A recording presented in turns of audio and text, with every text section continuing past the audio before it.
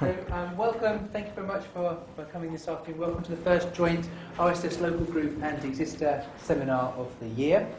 Our speaker today is Adrian Raftery, who is the Professor of Statistics and Sociology at the University of Washington and visiting Professor at the University of Dublin.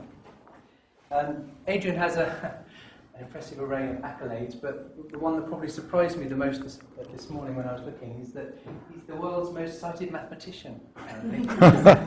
Statistics being part of mathematics. Pretty amazingly impressive. I was very surprised with that one. So apparently it's about to be updated. I'm sure you'll still top. Literally in the next few weeks they're going to be updating it, so we should see what happens. See if anyone's catching you up.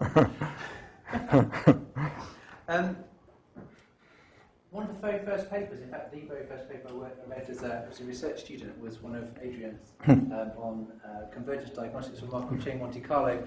So Adrian is always, I've always had a bit of a soft spot for Adrian in the nicest possible way, academically speaking. So it's very nice to welcome him to Exeter today.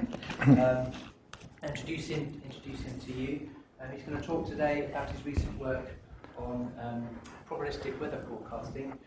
There'll be a presentation for a while, and then there'll be time for questions afterwards, and then maybe time for a bit of coffee downstairs as well. So thank you very much, Adrian. Okay, well, thanks very much, Steve. Does this sound good? Yeah. Okay, so I want to talk about recent developments in Bayesian model averaging as a way of doing probabilistic weather forecasting. And all of this work is joint with Tilman Gneiting, who was my colleague at the University of Washington for a long time and is now at the Heidelberg Institute of Theoretical Study. Wonderful name, and he's developed a wonderful group there. So in this general area, and a number of people have contributed. Other people have contributed to the work that I'm going to try and summarize. And in particular, I want to mention the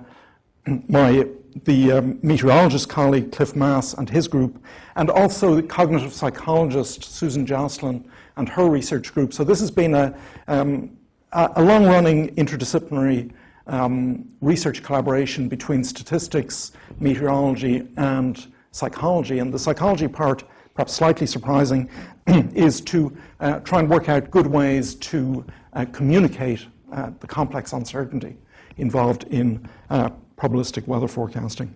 And I want to acknowledge support by the US National Science Foundation and also the University Consortium for Atmospheric Research.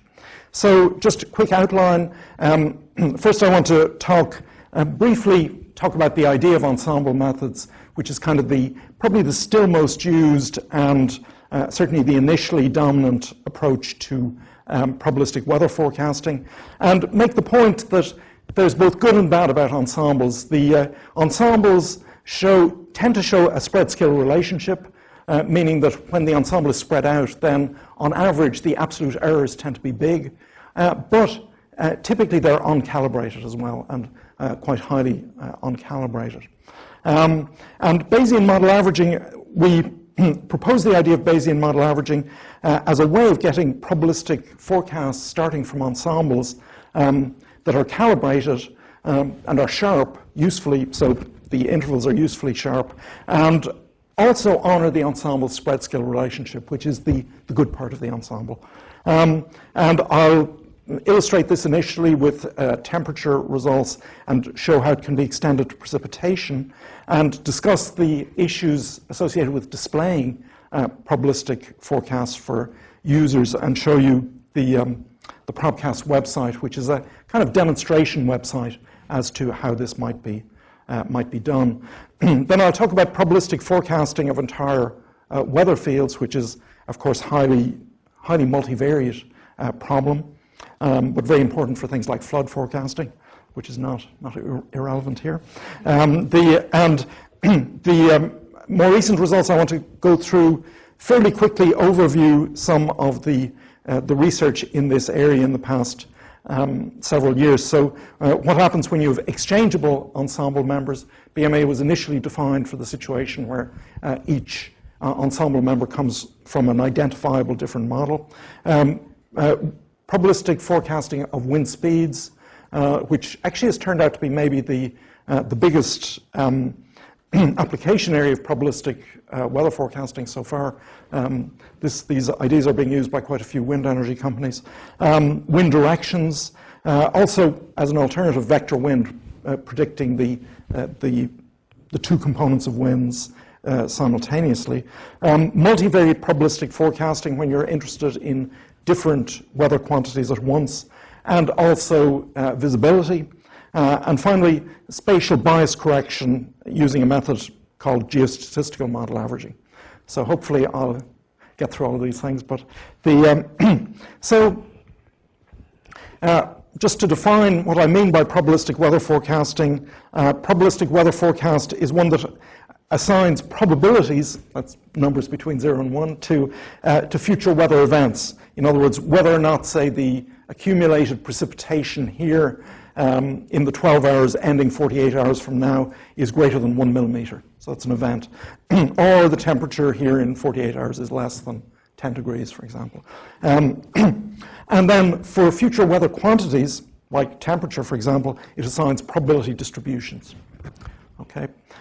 So most public weather forecasts to date remain deterministic, although I think that there's something of a paradigm shift going on at the moment where there's certainly, and Ken can correct me in this if I'm wrong, but I think there's a growing appreciation of the potential of probabilistic weather forecasting in national offices around the world. One exception to this has been, one long-running exception has been the probability of precipitation, which has been issued as part of public weather forecasts in the United States for about the past 40 years. And that's an interesting thing in that it has been a kind of long-running tutorial for the American public on the meaning and use of probabilities. So there have been various studies have been done on whether members of the public understand probability in different countries. And it seems that the US public understands probability better than publics in other countries, perhaps because of this, that they've been exposed to this one probabilistic forecast for a long time. But the other quantities, there are no other probabilistic forecasts have been issued for a long time on a consistent basis, to my knowledge. But for the past 20 years, operational probabilistic forecasts have been produced by the US National Weather Service, by ECMWF in Reading, and by the Canadians since 1996, but they've not been used as the basis for public forecasts generally. And we'll see one possible reason why that might be the case. So these are ensemble forecasts, which are based on doing several deterministic runs of synoptic models or numerical weather prediction models rather than just one run. So in a sense, this is a kind of a deterministic view of probability, in that probability, it's an effort to capture probability by doing a number of deterministic forecasts. And as I've said, it has strengths and weaknesses. So ensemble methods have been developed over the past 40 years, and the way they work is that typically the initial conditions which are needed to run the numerical weather prediction model, which is basically a set of a large number of numbers on the order of maybe 10 to the 7, although that varies. And perhaps also the physics parameterization underlying the model, particularly for things like cloud physics or convection, are perturbed. And this has been done, physics perturbations, for example, has been done for a long time at the Canadian Meteorological Centre, but is quite widely done now. These are perturbed, and the numerical weather prediction model is run a number of times. And the number is typically somewhere between 5 and 51, 51 being the ECMWF ensemble, to produce an ensemble of forecasts. And the hope is that they would behave like a sample from a true predictive distribution. And if they do, then for an ensemble of K members, the range would behave like a predictive interval with probability content K minus 1 divided by K plus 1. So for example, if you have an ensemble of size 9, then what the intervals you'd get out of the range would be 8 divided by 10, so 80% intervals. So here's an example from the University of Washington mesoscale ensemble, which has been run for about the past 10 years. And this is the ensemble that was used as the basis for a lot of the research I'm going to talk about, and where the examples I'm going to talk about come from. The way this ensemble is done is that initial conditions are assembled from each of a number of national and other forecasting centres around the world, so including the UK Met Office, the US National Weather Service, Australian model, Japanese model, and so on. And each of these is then run through a mesoscale model, which initially was MM5 and now is WRF. And here we see an ensemble of 9 members. And if you look at it very cursorily, you see, well, they all kind of look the same, right? Which is both illusory and contains a kernel of truth, because when you look a bit more closely, well, there are differences. So it's a bit of a game of spot the difference, but still you can spot the differences. So you look here in the ocean, the temperature profile is a bit different. However, it's not completely illusory, because it turns out that these ensemble members, they are pretty similar, and they're too similar typically to capture the full range of possibilities. So ensembles tend to be underdispersed, particularly for surface weather quantities, and thus they're not calibrated. And there's been, in the early days of ensembles, there was a lot of calibration at 500 hectopascal, where the ensembles were reasonably well calibrated, but it turns out that for surface quantities, typically they're not well calibrated, which is unfortunate, because that's where you want them to be calibrated, right?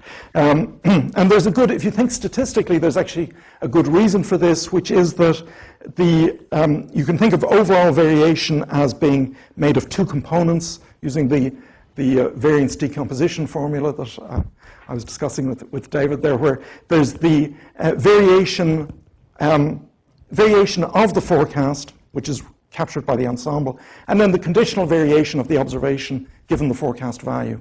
And basically, overall variation is a sum of these things. And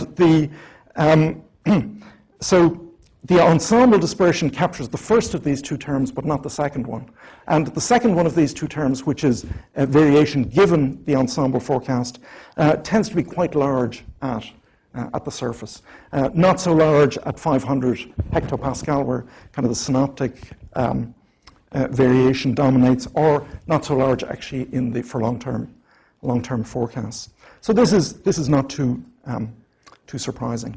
For example, the University of Washington ensemble range should contain the truth 80% of the time, but in practice it does so only about 30% of the time, which is not good. So I'm kind of beating up on my own ensemble in a sense, but similar results actually do hold for most other ensembles.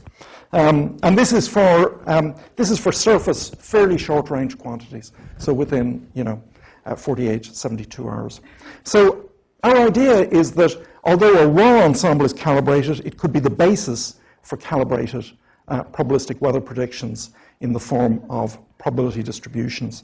And one way of doing this is Bayesian model averaging, which I'm going to talk about. It's not the only way. And the key, I think the really key idea is using the ensemble as a basis for a probability distribution that encompasses the full variation.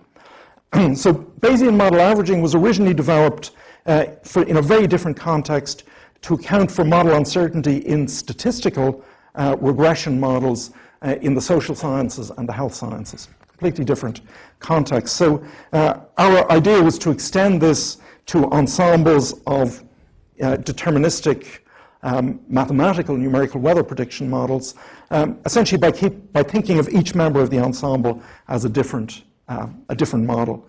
And we'll see later that in some cases you've got subsets of ensemble members that are exchangeable, so this isn't a totally appropriate metaphor always, but the technique still works. So the overall BMA forecast probability density function, or PDF, is a mixture, which means a weighted average, of probability density functions, each of which is centered on one of the forecasts after bias correction. And the weights in this mixture are, in a sense, the estimated probabilities of the models, and they reflect the relative predictive performance of the models during a training period. So to make this, the BMA point forecast is just a weighted average of the bias-corrected forecasts in the ensemble. So just to make this more precise, for the case of temperature, it turns out that normal distributions work fairly well.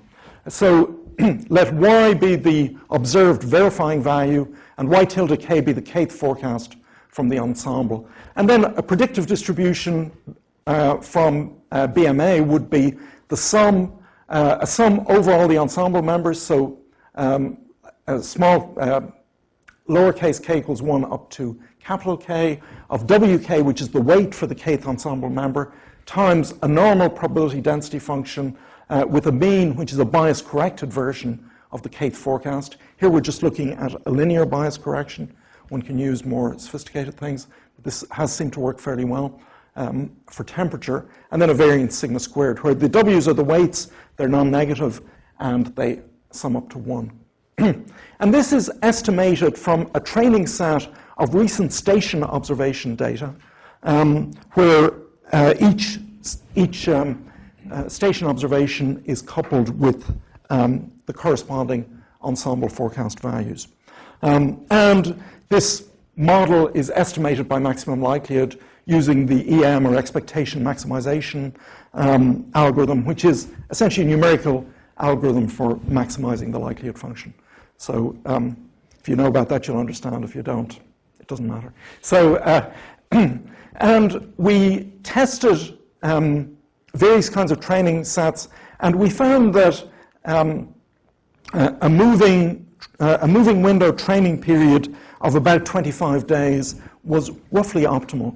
And this has turned out to be quite a robust finding across many weather parameters, many parts of the world, and so on, quite surprisingly.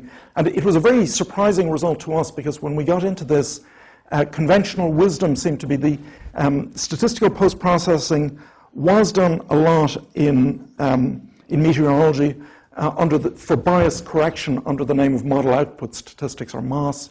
And for statisticians, MOS is the same as linear regression.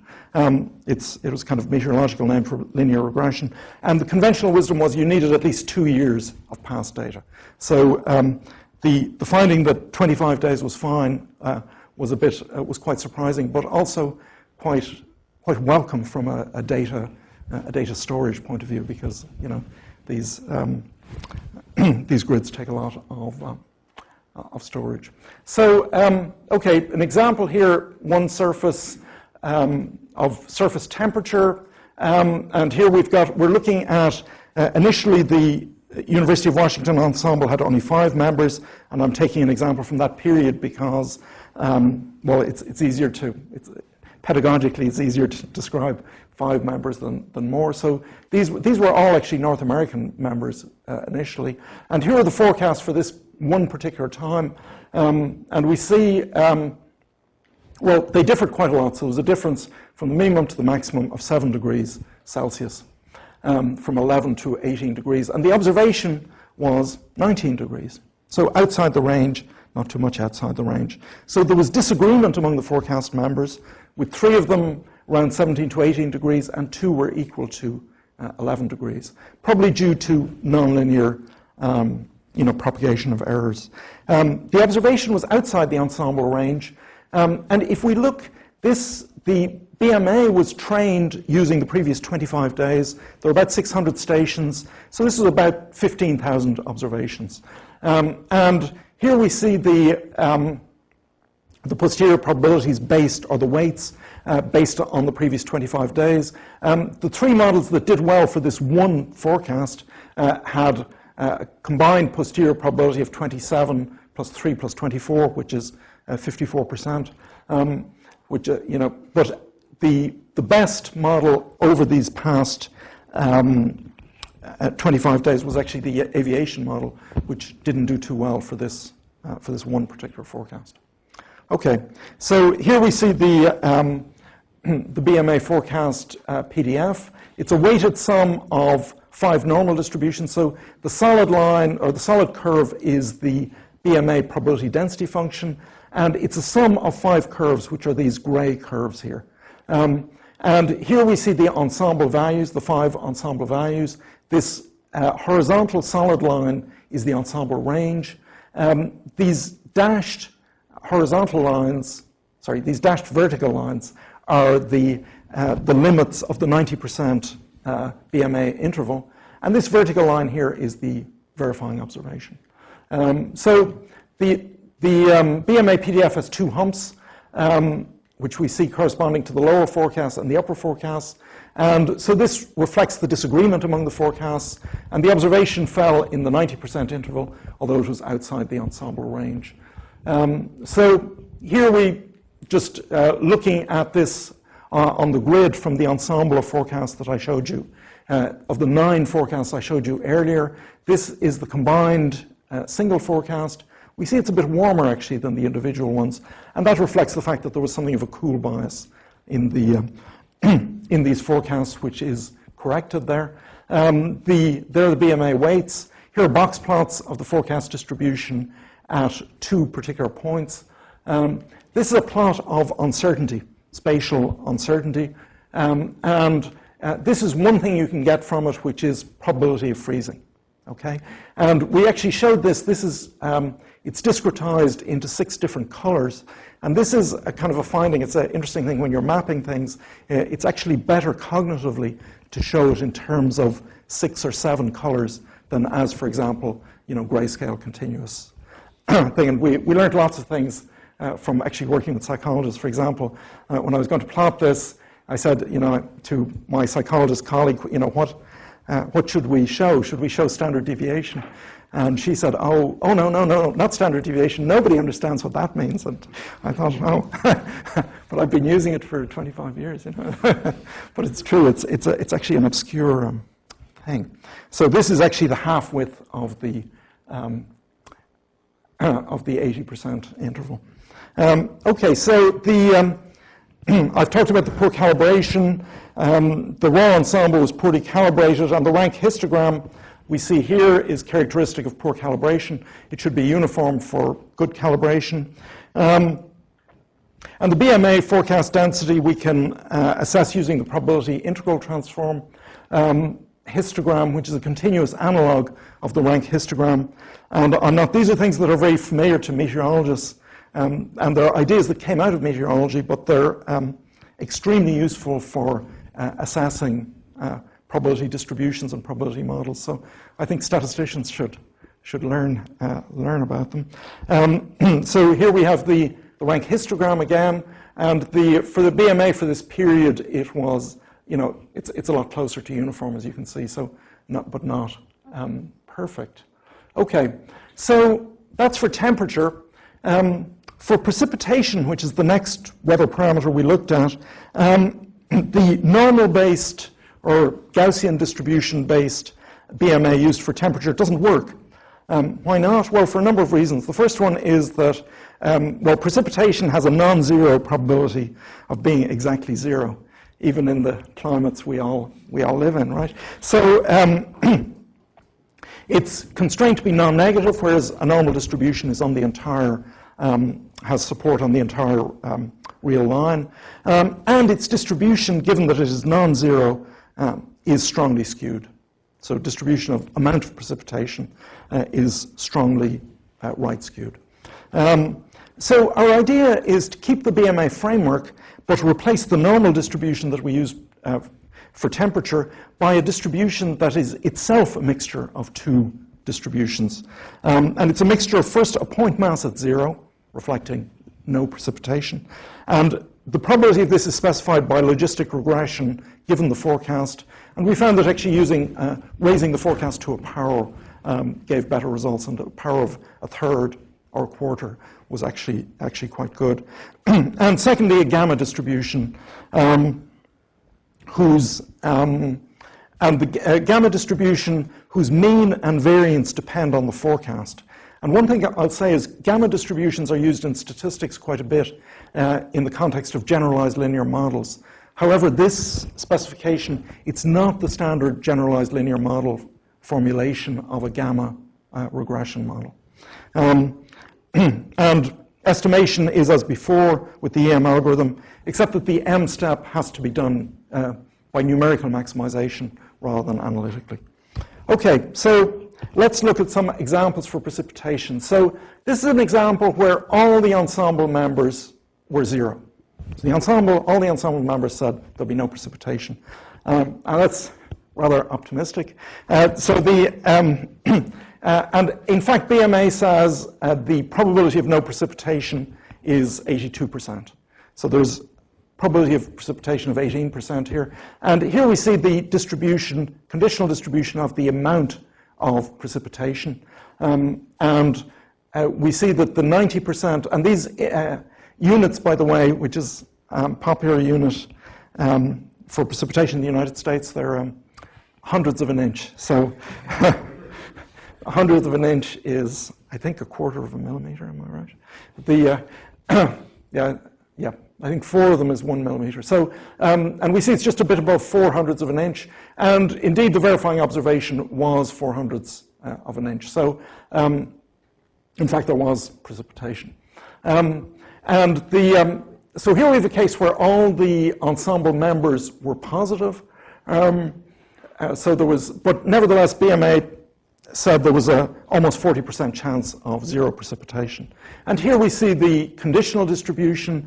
So the upper 90%, and you see this strong skew here, which actually mimics empirical distributions of amount of precipitation. And the upper 90% bound was about 34 hundredths of an inch, and the empirical observation, the verifying observation, was, I think, 27 hundredths of an inch. So it was within the 90% interval, but way outside the ensemble.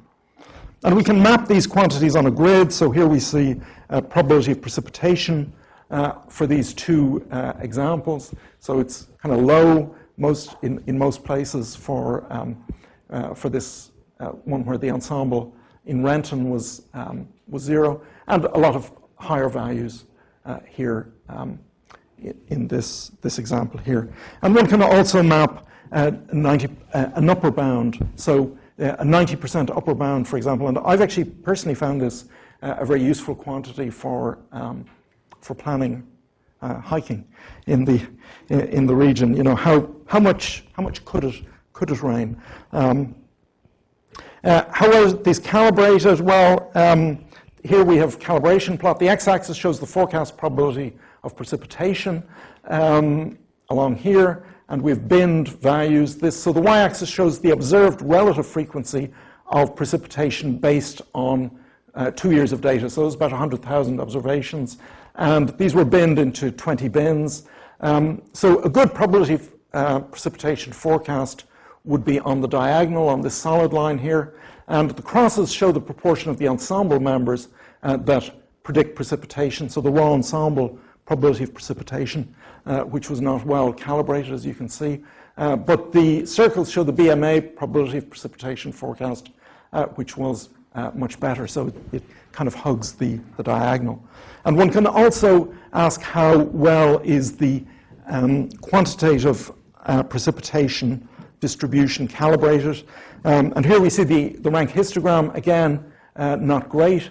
And the PIT histogram for the BMA forecast distribution was very well calibrated, including actually we did some separate things looking at extremes, and it seemed to do very well in the extremes, at least for these data. So an important issue is how to display and communicate probabilistic forecasts. And so in particular, our psychologist colleagues did a lot of research on this, and and we developed a website called probcast.com, which is a kind of demonstration website. It was really meant as an example for real forecasting organizations of one way how this might be done. But it has taken on something of a life of its own, and in the Pacific Northwest, there are actually a lot of people using it, and making decisions based on it, and getting used to using probabilities in practice. It displays probabilistic forecasts of temperature and precipitation up to 3 days ahead for the Pacific Northwest, so it's obviously very far from a complete weather forecasting site. And this was designed in collaboration with cognitive psychologists based on a lot of experiments done to assess how well various things were. Okay, so the next thing I want to talk about is probabilistic forecasting of the weather field. So this is, if we look in the Pacific Northwest domain of the University of Washington Ensemble, which is a 100 by 100 12-kilometer grid. So it's about 100,000 points. So probabilistic forecasting, you're looking at a joint probability density of about 10,000 variables. And this is important for forecasting functionals of a weather field. The example I gave here is not the really relevant example, I think, is when you're looking at precipitation in, for example, an area or a river basin. And what you're really interested in is total precipitation, because that's what causes floods, right? So it's when you're interested in functionals of the entire field that this becomes really relevant. So the basic idea is to produce a statistical ensemble of forecasts of the entire weather fields by perturbing the forecast field. So we make a forecast and then perturb that stochastically to get a statistical ensemble. For the simplest case of just one forecast, which is simplest to explain, how does this work? Well, the forecast, and this is for temperature, by the way, the forecast errors are modeled using a spatial geostatistical model. So spatial correlation is modeled. And then the resulting high-dimensional multivariate normal distribution is simulated. And we use the circulant embedding method, which is a fast way of doing this. This can be, with very high dimensions, this can be a difficult simulation problem. Circulant embedding method is a fast way to do it. And the result we call the geostatistical output perturbation method. And this can be extended to include ensembles by a method called spatial Bayesian model averaging. And also, it can be done for precipitation, which I'm not going to show. And basically, this is by modeling a latent, unobserved multivariate normal field. And then the probability distribution of precipitation is conditional on that latent field. So this is how that works. So an example, here we have a gridded forecast of temperature. This is a bias-corrected version. And this is a sample from the forecast predictive distribution of the entire weather field. So this is one realization. This is another realization. This is a third one, a fourth one. So you see these are fairly similar, but they're also quite different. And in fact, this is quite well calibrated. They're different enough to capture the truth. One thing that's kind of interesting is that the forecast here, the gridded forecast, is quite smooth, and the predictions there are they're a bit noisier, and so but the average of them is the gridded forecast, essentially, or bias-corrected gridded forecast. So one thing we can say with confidence is that the actual what's actually going to happen is less smooth than our prediction of what's going to happen, right? And this is this is something that maybe gets lost a little bit when smooth predictive fields are shown. Okay, so now I want to talk about a few other issues rather quickly. So ensembles with exchangeable members. So far I've talked as if each member of the ensemble is separate and identifiable. But in fact, many ensembles have subsets of members that are exchangeable. And probably the most prominent example is the ECMWF ensemble, where there are two groups. There's the control member, control higher resolution member, and then there are the other 50 which are perturbed. So two, and the 50 that are perturbed are, I believe, largely exchangeable. So BMA can basically deal with this by saying, well, the exchangeable members, their weights should be equal. And essentially you just constrain that and it fits in very easily into the estimation. And that was actually written in the original 2005 paper, but I think some people misunderstood afterwards and said, well, BMA just works when you've got distinct members of the ensemble, which is actually not the case. So one thing, we did some experiments with essentially multi-model ensembles, combining different ensembles. And one question that came up is, if you start with a good ensemble and consider another ensemble that's worse, the question that arises is, well, and you combine everything using BMA, do you get something that's worse, that's about the same, or that's better? And intuitively, you'd kind of think it's worse, because you take something that's good and you add in something bad, well, you think you're going to make it worse, right? But actually, it turns out that empirically, we found that we got better results when we did that. And it seems that somehow even worse ensembles may be picking up some aspects that the good ensemble is not picking up. And when you combine them in a well-calibrated way, you can get something that's better than the first one. And I think this is a useful message for the meteorological community that's interested in combining different ensembles, that actually that it's probably a really good idea. And even if some of the ensembles are not great, if they're really terrible, they'll get 0 weight. And so this is just one example where we looked at an ensemble of 89 members, and 9 of the members were the University of Washington mesoscale ensemble, and then the other 80 were an ensemble Kalman filter ensemble, and they were exchangeable. So here we actually see it's a little bit confusing, because here we see 9 of the 80 ensemble Kalman filter models, and when we don't constrain their weights to be equal, we get the blue dots. So their weights kind of bounce around a certain amount, even though they probably shouldn't really, because they're kind of exchangeable. This just reflects the fact that by chance, some of them did better than others. Whereas when you constrain them all to be the same, well, you get the red line, and which they all are the same.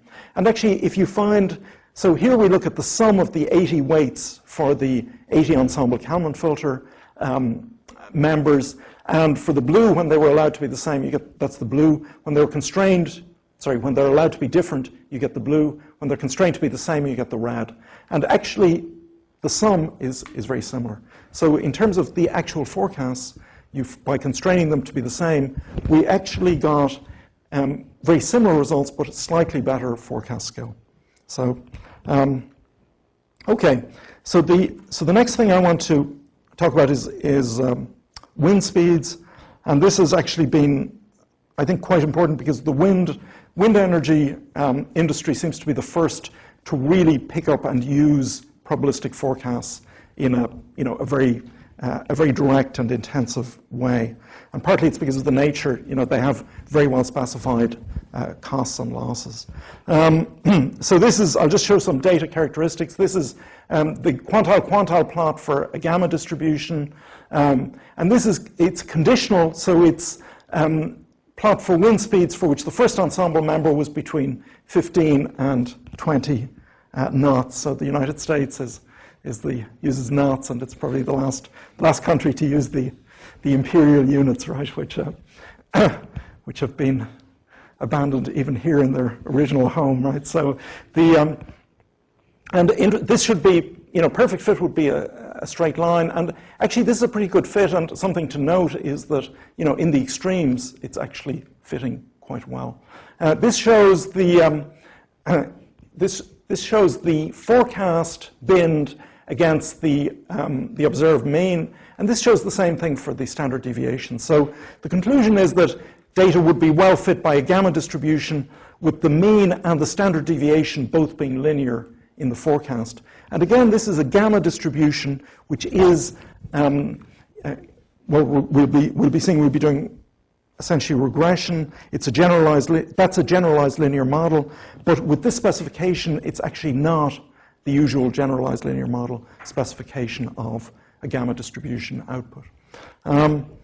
So the model, okay, this is the usual BMA model. This is the gamma distribution for component. So the mean is a linear function. The component-specific mean, or ensemble member-specific mean, is a linear function of the forecast, and this is actually product of the two gamma parameters. And the standard deviation is also a linear function. So we have these B and C, B0K, B1K, C0K, C1K parameters. So 4 parameters for each member. And estimation is again based on forecast observation pairs. And we found that, again, n equals 25 gave the best performance. And here there's one interesting thing, which is that the data we were working with from around the Pacific Northwest was actually discrete in knots. And it was a funny thing at the beginning. We got all these data that were in meters per second and, to 3 decimal places. And we started doing some data analysis, and we found that they were all multiples of 0.514, integer multiples. And we thought, what's this? And then we realized, oh, they're knots. So, and they're integer values, but, they were being presented in the correct way using the metric unit, even though they weren't really measured in metrics. So these are discrete observations, and we use maximum likelihood, but a likelihood function that takes explicit account of the discretization. If you don't, you get explosive behavior. And this is an interesting thing. Fisher in 1922 proposed maximum likelihood, and he defined the likelihood function using the density of observations, which is an approximation because you never observe anything to the infinite precision that Fisher assumed. So it's just an approximation. And in practice, all data are discrete. So we specify the likelihood in terms of the discrete data. So instead of being the probability of 3 knots, we have the probability of being between 2.5 and 3.5 knots. Okay, so again, we have results. This is you're kind of used to this, the raw ensemble, pretty bad here, and the BMA was well calibrated. And here we're looking at results for 78% prediction intervals, and we're looking at an 8-member ensemble here, so it's a 7/9 prediction interval for the ensemble, which is about 78%. And this was based on about 35,000 OBS. So this was for climatology, which is just using the average empirical distribution. So the ensemble was better than that, but in terms of mean absolute error, slightly better in terms of the continuous rank probability score, which is our preferred method, our preferred score for evaluating probabilistic forecasts. Coverage, terrible. So for a 78% interval, a 33% coverage.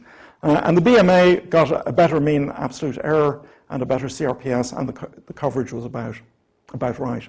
And also sharper intervals, in narrower intervals than the climatology. So this is an example, and it's similar to the example we saw before. The top curve is the BMA curve, the ensemble members here, and so the dashed vertical lines are actually the 11th and 89th percentiles of the BMA. So they're the 78. They define the 78% interval, and so this is the prediction interval here, and the solid vertical line was the verifying observation, which in this case was just outside the ensemble but was within the interval. Okay, so I want to briefly talk about probabilistic forecasting of wind speeds. And let's see, Steve, how am I doing here for what do you think? Yeah, you're okay. Okay, that sounds good. So wind directions. Wind directions kind of fun because wind directions are angular things, and as a result, most of the things that have been developed for weather forecasting, they kind of assume that you've got data that at least, or parameters that are, on a line. They're real values or discrete values. So there's one thing, if you have 2 values, one is clearly bigger than the other, right? When you look at angles, that's not the case. So something can be, 1 degree is very far away from 359 degrees, but it's actually very close to 359 degrees. So, and traditional post-processing methods such as MOS that I talked about, for example, are ineffective, largely because of this.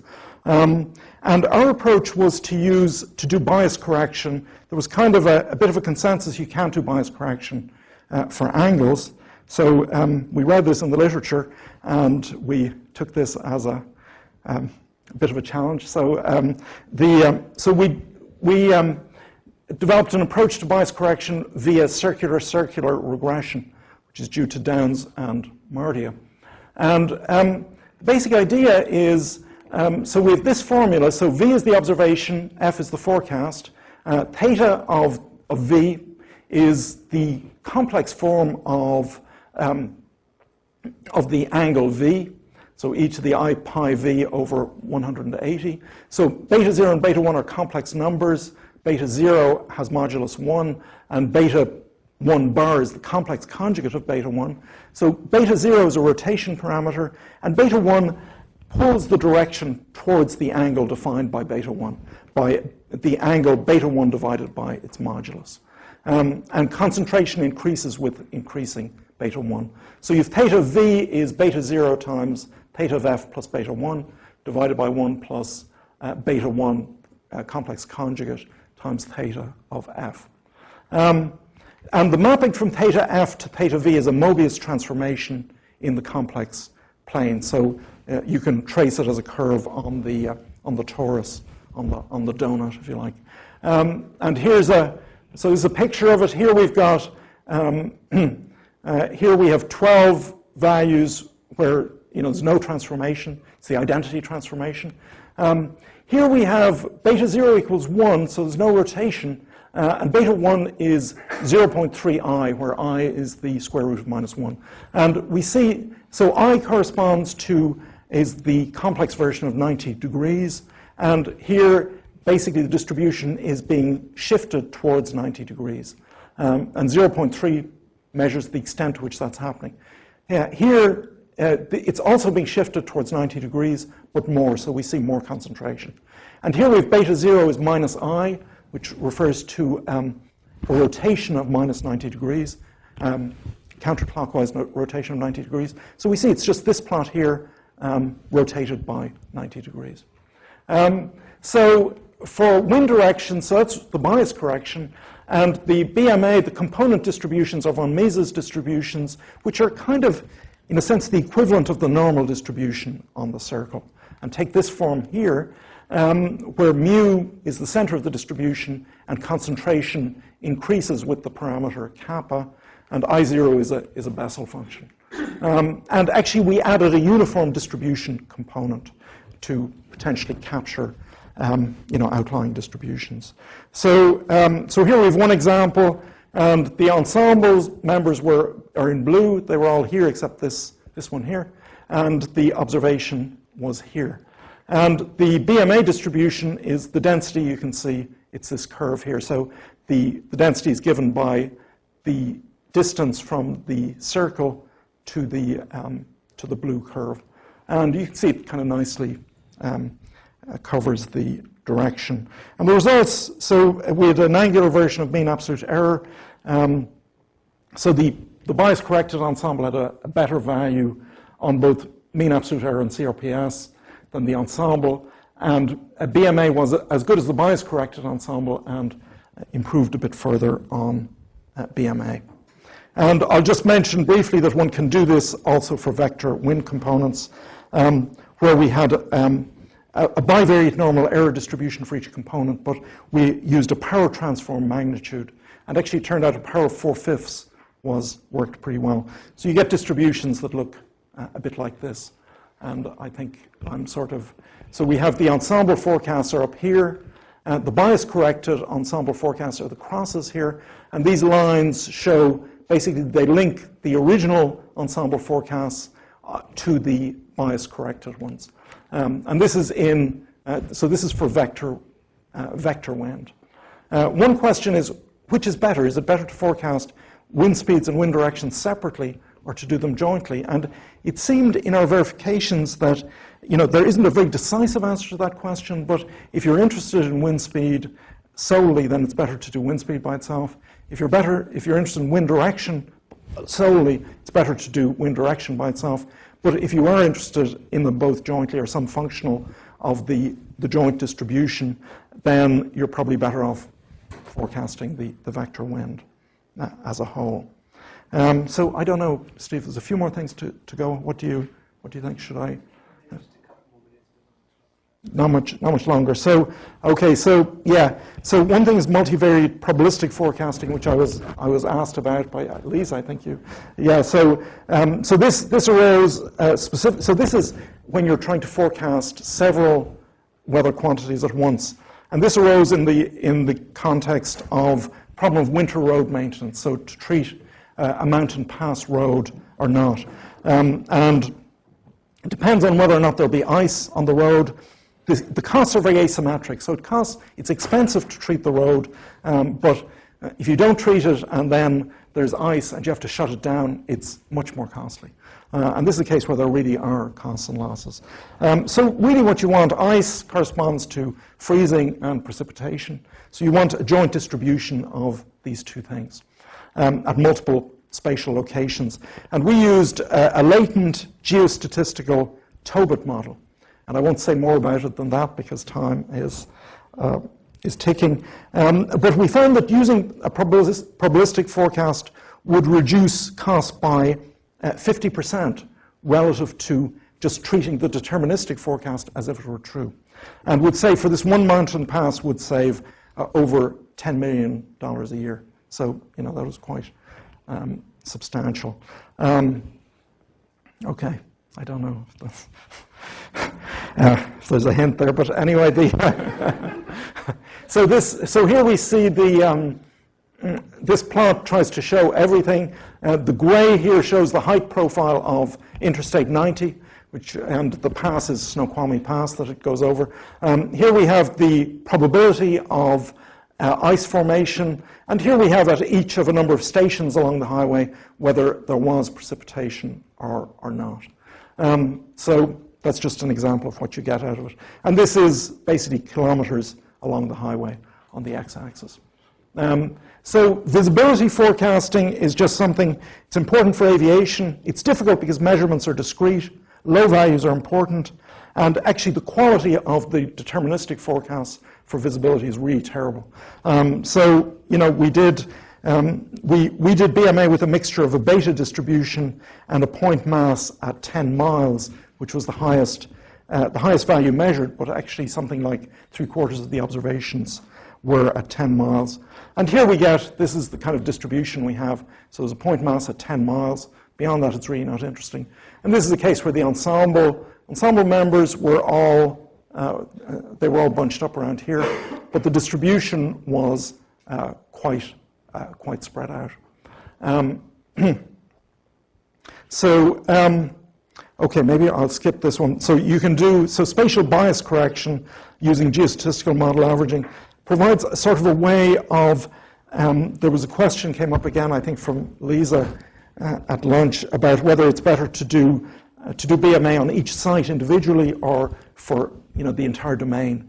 And this is a way of kind of doing both at the same time. So, you know, being site-specific, but at the same time, in a sense, borrowing strength from all the other observations, and I won't say more about that. So, okay, so just to summarize, weather forecasting is still mostly done in a deterministic way, but I think there's a slow paradigm shift underway towards a gradual move towards at least appreciating the possibilities of probabilistic forecasting. Probabilistic weather forecasting can be important for decision making, particularly when there are asymmetric costs and losses. And it has been based mostly on ensembles of deterministic forecasts, which indeed have a spread skill relationship, which is a good feature of them, but they're typically quite drastically uncalibrated for surface quantities and short-term forecasting. And Bayesian model averaging is one way to get sharp and calibrated probabilistic forecasts from an ensemble that honor the spread skill relationship.